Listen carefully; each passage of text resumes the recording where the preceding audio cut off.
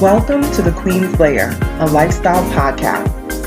Get inspired by our latest tips and information about small business, entrepreneurship, natural hair, travel, food, and even relationships.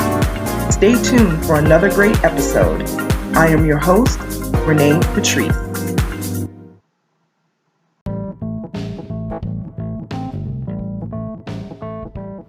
Welcome back, everyone. Thank you so much for tuning into my podcast once again. Let's talk about quiet quitting. Have you guys heard this term?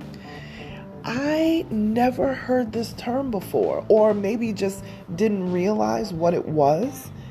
But it is definitely something that a lot of us have experienced.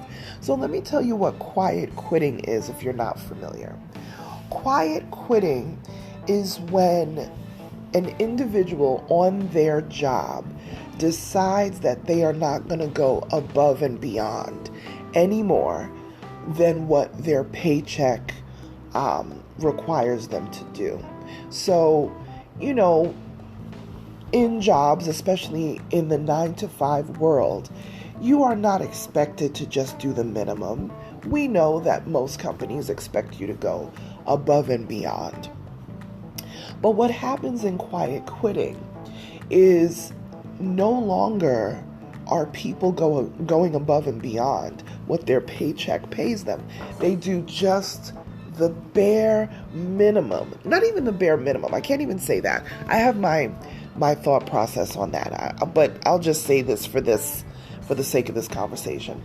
They do the bare minimum and then they slide out the door at 5 o'clock on the dot, right? Most of us, I would say, do way more than what the job calls for. Now, the reason why people do the bare minimum is because a lot of times they don't feel appreciated. They don't feel a part of a team. They are not getting the pay that they should be, the pay that they deserve. They're working the job because they have bills and they had to find something, The average job these days is not even enough to pay for the cost of living, And if you're looking at apartments, a 1-bedroom apartment in any city USA, just on the norm, you're looking at $1,700, almost $2,000 in some places. If you're talking about a decent neighborhood where you don't have to look over your shoulder, you're paying almost $2,000 a month, easy, very easily. Most of the people that I know that are in 1-bedroom apartments are paying upwards of $1,600-$1,700. And that doesn't include any of your utilities on top of that. So for the most part, you're coming off of maybe $2,300 a month when you put in all of your utilities, your cable, your gas, all this sort of stuff. It is insane. And you have to be bringing in that good dollar to be able to combat this. So that's where the quiet quitting comes in. Employees start to do just enough to get through for their job. But if you want a company to be successful, if you want to, keep rising in the business world, you can't just do the bare minimum. You have to go above and beyond. But where is the incentive to do that? Where's the thanks? Where sometimes there's not even a word of thanks. It's just expected that you are going to go above and beyond. And not just whatever you get paid and that's your 40 hours. Where a company where employees feel respected, a company where employees feel valued, they're not running out the door at 5 o'clock. They will stay the extra time. They'll put in the extra half an hour, because they get such great feedback and they get such great perks and things from the company that they work for. But when they don't feel appreciated and they don't feel that what they're doing is meaningful, There's no fair pay is at an all-time low, and they don't feel, like they're respected by their employer. This is what you get. You get the people that are shutting down their computers at 4:55, and they are out the door in their car up the street at 5 o'clock. So my personal experience, I would always go above and beyond. Anybody who knows me knows that I am not a, on the line type of person. I'm always going to go above and beyond. But what comes with that is boundary crossing at an all-time high. And it just got to a point that I was like, oh, you don't even care about my boundaries. You don't even care that I would like to not sit in traffic for an hour and a half, which was very possible, especially if you're living in the DMV area, which is where I did the bulk of my corporate America working. Sitting in traffic, trying to get from downtown DC, DuPont Circle, all the way up to Rockville, Maryland. Y'all already know. Even if you take the streets, and some of y'all who will listen to this will know, if you take the streets, if you take out, my job was off of Wisconsin Avenue. You could take Wisconsin Avenue straight all the way up until it turns into Rockville Pike. Anybody who knows that area knows traffic is going to, it will confuse you. And if you get on the highway and you get on 270, oh my gosh, the Capitol Beltway, 495, y'all from the DMV area or anybody who's lived in the DMV area, you know exactly what I'm talking about. It is a nightmare is not even the word. The bottlenecks that go on 270, especially when it's splitting for Bethesda and all, it's unexplainable. It really is. So why would I go the extra mile? Why? One thing about employers, and listen, I've worked for some great employers in the past, I have. But there have been times where you felt unappreciated. You didn't feel like anything was working in your favor. You just felt like higher ups were just lining their pockets. Investors are lining their pockets. You know what I mean? And even if you got bonuses or some sort of, what do they call it? Where employees get some of the profits, right? The profit sharing. It was minimal compared to the salaries of some of the people before bonuses. So I tell you, quiet quitting is a thing. It really, really is. And I don't know if I knew that term, that was what it was called. So you guys tell me, have you ever been in a situation where you were quiet quitting? Just doing the bare minimum to get ahead? And I will say this, I don't call it the bare minimum. I call it, we are putting up boundaries. You know what I'm saying? We're putting up boundaries. I had a conversation with somebody about this not too long ago. And I'm like, you cannot call people on the weekend. You cannot, this was just a discussion that was had.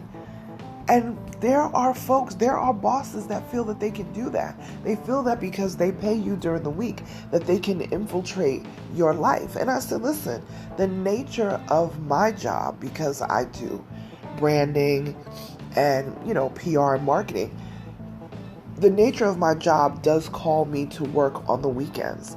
But I don't even do a lot of events on the weekends anymore because I'm trying to keep it in the corporate space.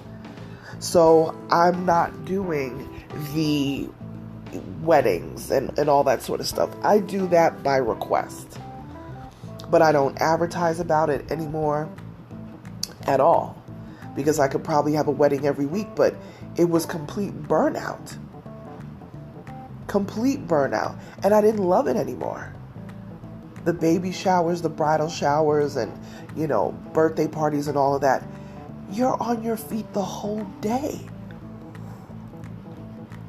16, 17, 20 hours sometimes. You arrive at the venue in the morning and you're not leaving until wee hours of the next morning. It's been more than 12 hours. Well over 12 hours. And I'm talking on your feet. And that's with a crew to help you. So there's a lot that comes with the 9-to-5 world, and there's a lot that comes with being your own boss as well. Being your own boss, you really have to set the boundaries. I used to do appointments all throughout the weekend, and people would miss appointments all the time. And I said, but wait a minute, I sliced out my time to have these appointments for people to miss them or forget about them or whatever. And I understand things happen and things come up, but it was happening so much. I was like, I just reserved my whole weekend to do appointments, and I had to stop doing that. I said, no more appointments on the weekend. It has to be a special, specific project that's getting pushed out. Obviously, if I have clients that are going to be on TV on the weekend, some of them do weekend television stuff, of course I'm going to be supporting that and working with that. But I decided that it will not be the norm. Or at the very least, must be well compensated for that. I understand in the media world, the weekends are hot and popping, but you gotta be compensated for it, for that time. And even sometimes the compensation is not enough. You can't replace time with your family. You can't replace time with your spouse. You can't replace time with your children. That has to happen. And sometimes money is not enough. If there's a greater good that, okay, you're about to buy this house or whatever, if it's for a short time to, get to that goal, that may be okay. But a long-term time where you're not seeing your family, you're not seeing your spouse, y'all not connecting, nah, trust me. Been there, done that. You don't want it. It can wreck lives. So I understand. I've been in that quiet quitting mode. Definitely been there. But know your worth and add. What is it what they said? Know your worth and add tax. Is that how it goes? Charge your worth and add tax, or whatever the saying is. For sure. Don't be miserable in a job because you got to make ends meet. You will take years off your life. And the bill's still not getting paid anyway. You still going moving pillar to post anyway. So why add stress to that? Maybe it's time to link up with some, great business partners and put together a business that you can be a little bit more in control of what you do and who you serve. And even though my business is tough, it's hard, I'm not going to say it's simple to own your own business. It is not. It is one of the biggest headaches of life, but the stress level is a little different because this is my own company. I can make the rules, I can pivot, whereas sometimes in a 9-to-5 you don't get a lot of room to pivot. Don't let any job take you down, not even your own business. So I just wanted to speak a little bit on the quiet quitting because I don't know if I ever heard that term.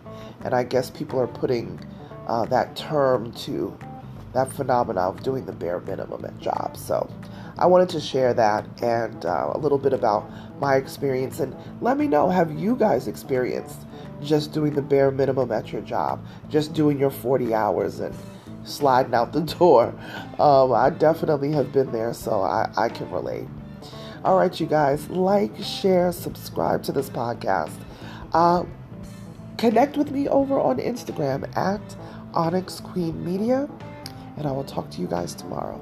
Bye.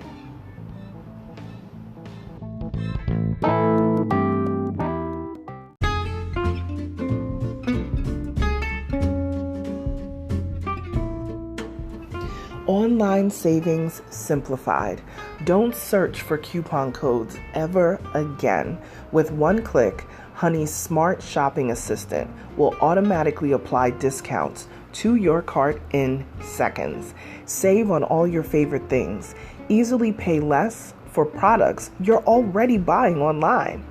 It's as easy as 1, 2, 3. Join Honey for free.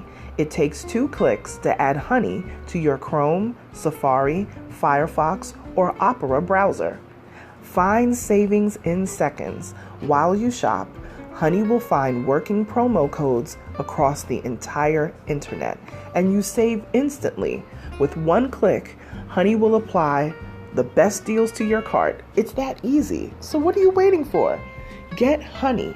Download it today. Visit our link, www.tinyurl.com/ONYXHONEY. That's www.tinyurl.com/Onyx Honey. Start saving right now.